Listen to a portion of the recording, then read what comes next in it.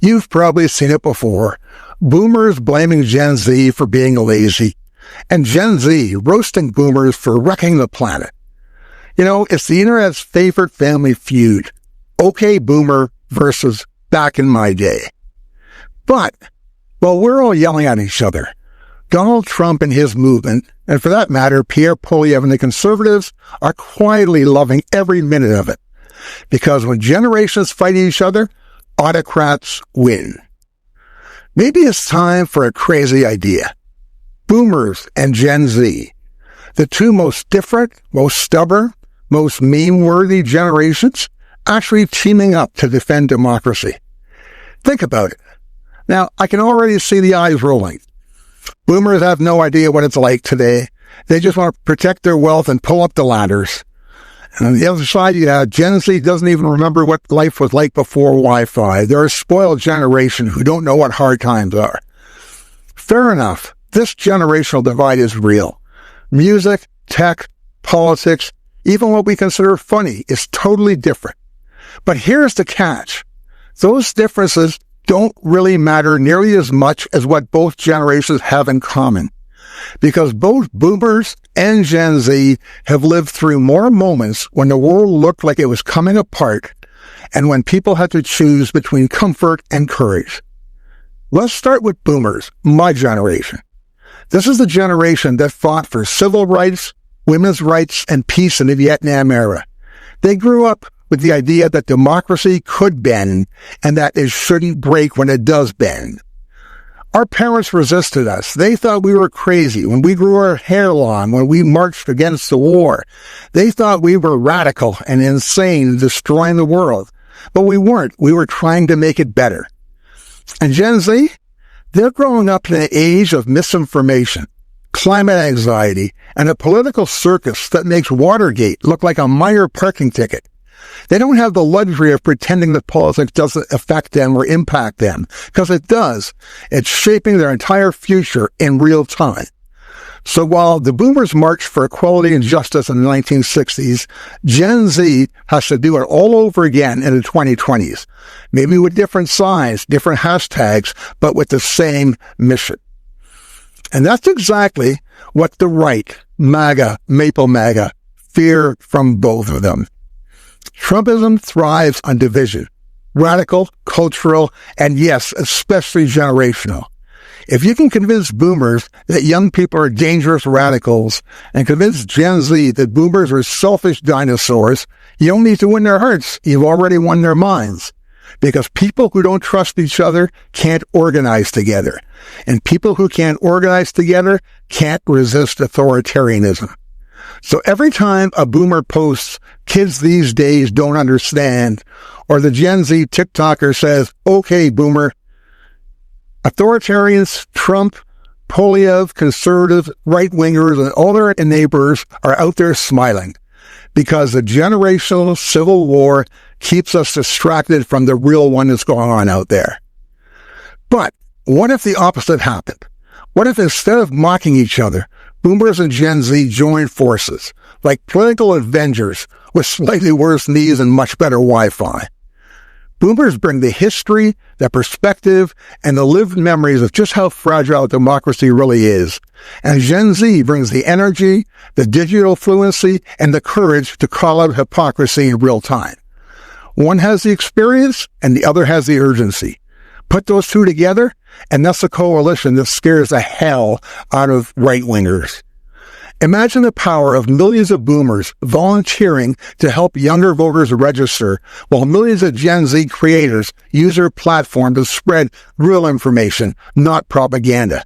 That's Democracy 2.0, powered by both wisdom, Wi-Fi, youth, and energy. So here's a big takeaway. The fight against authoritarianism isn't just a fight about politics. It's a fight about whether generations can trust each other enough to stand together. Because the last time the world built a broad cross-generational movement, it changed everything, from civil rights to women's equality to marriage equality. Every time progress happened, it wasn't one generation alone winning over the other. It was several generations refusing to lose. So maybe it is time to retire the OK Boomer jokes and the back in my day lectures, because this day right now is the only one that matters. If Boomers and Gen Z can link arms instead of pointing fingers, democracy doesn't just survive, it evolves and prospers.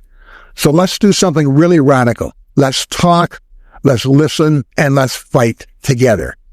Because the real nightmare for authoritarians isn't one generation rising up. It's 2 or 3 or more. Thank you for watching. Hi, everyone. My name is Nick, and you're watching my channel, Beyond America, Canada Looking South. Thank you so much for watching my videos. You're now seeing what I call the biggest one-man show in the internet, because what you're seeing here is me and me alone. I have no family members, no associates, no interns, no partners. I'm doing everything you see here. I do the videography, I do the computer work, I do the writing of the scripts, I do the admin, I do the accounting, I do the sound, the audio, the color correction, and I wasn't trained in any of this. But I'm doing it because I care and I want to express my opinion. I want you all to know how important this is to me. I love doing this, and I've learned things beyond anything you could begin to imagine. But yeah, it's a lot of work. Nothing annoys me more than when I make a video and I seem to get the same accusation almost since I started. People just posting, trolls posting, this is AI, he's not real. You know why that is? Because I don't blink. Look at me. See this? I'm not blinking. Okay, so they basically say, oh, he's AI. Or because my voice is monotone. Hey, that's me. That's who I am. That's how I talk. Now, I'm going to show you that I'm not AI. One thing AI cannot do is AI cannot do fingers. It cannot do 5 fingers that accurately display them. There you go. That's me. I'm not AI. Now, sorry if I bored you with that, but I wanted to get that out there. Look, we're in a disaster situation. You know, I'm sitting here. I'm a retired Canadian. I'm 72 years old. I'm watching the world just go to hell in a handbasket. And I'm determined to do something about it. I'm determined to help keep you engaged and informed and advised, and to talk about what's going on, and to express our thoughts, express our ideas. I need you sometimes to help me, and what you can best do for me is just simply, it's not about money, okay? It's about giving likes to the video, sharing the video, subscribe to the channel, telling other people about it. You know, I get tired of seeing all these fantastic, slick, smooth anti-Trump channels with 500,000, 1 million, 2 million, 4 million, 5 million subscribers. They're great. I love those channels. They're doing a great job, but they are not grassroots independent media. They are huge corporations with dozens and dozens of employees and millions, if not tens of millions of dollars of income or revenue coming in, and power to them. But I want you to understand, please don't try to compare me to some of the big channels, because that's not it. What you get here is reality. It may not be slick, it may not be professional, but it's me and it's honest. Once again, at the risk of repeating myself, I want to thank you very much for watching. Here are a few other videos that you may enjoy. Thanks again, and you have yourself a great week.